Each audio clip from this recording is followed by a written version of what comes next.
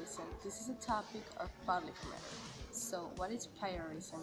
Many people think of plagiarism as copying another's work or borrowing someone else's original ideas, but terms like copying and borrowing can disguise the seriousness of the offense. According to the Merriam-Webster Online Dictionary, to plagiarize means to steal and pass off the ideas or words of another as one's own, to use another's production without crediting the source, to commit literary theft, to present as new and original an idea or product derived from existing source. In other words, plagiarism is an act of fraud.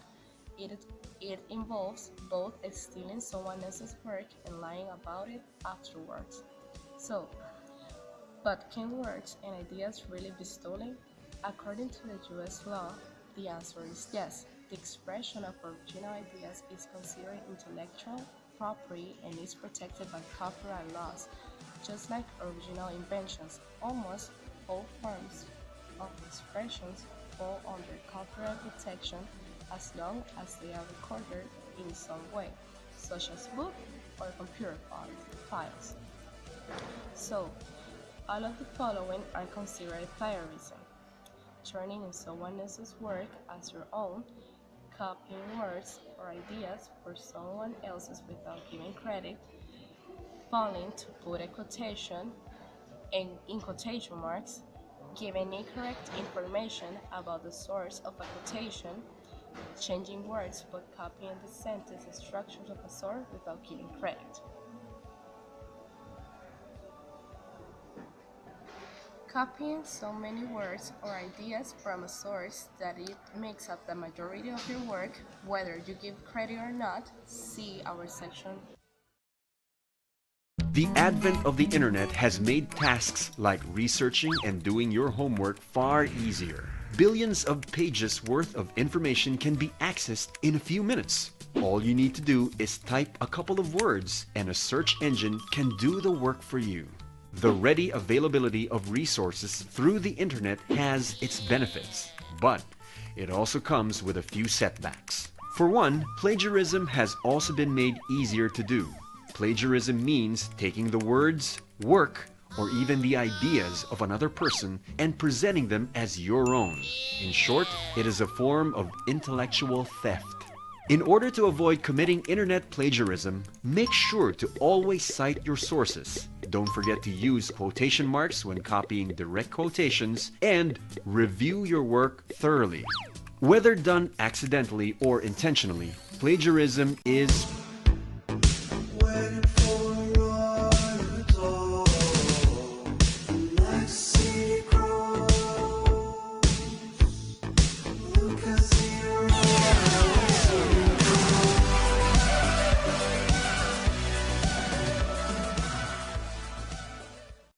It's also considered plagiarism copying so many words or ideas from a source that it makes up the majority of your work, whether you give credit or not. Most cases of plagiarism can be avoided, however, by citing sources. Simply acknowledging that certain material that have been borrowed and providing your audience with the information necessary to find that source is usually enough to prevent plagiarism. What about image, videos, and music? Using an image, video, or piece of music in a work you have been produced with receiving proper permission or providing appropriate citations is plagiarism. The following activities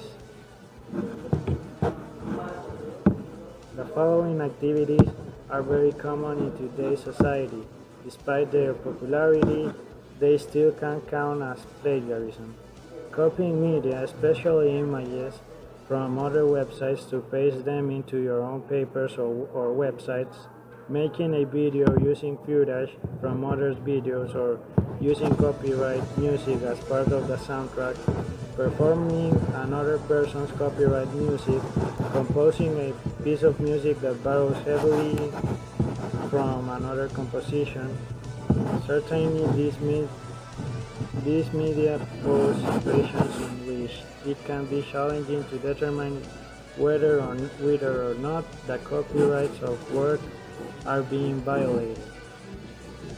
For example, a photograph or scan of a copyrighted image, recording audio or video in which copyright music or video is playing in the background, recreating a visual work in the same medium, recreating a visual work in a different medium, remixing or altering copyright image, video, or audio, even if done so in an original way. Okay, I'm going to explain you how to avoid plagiarism. First, I think that plagiarism is a thing that is very easy because you can change words, or you can change a paragraph, or you can change a little bit the information to show no people that you make it, but you don't do nothing, and you only change a little words to make it different. But to avoid that, you can use your own information and proving how do you get that, and doing history and showing how you step for step how do you get that, and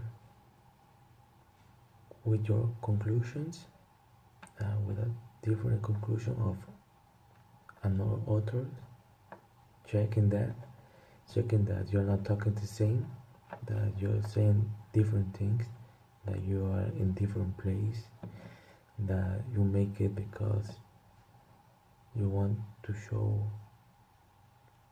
you want to saying that you want to show that your opinion is better.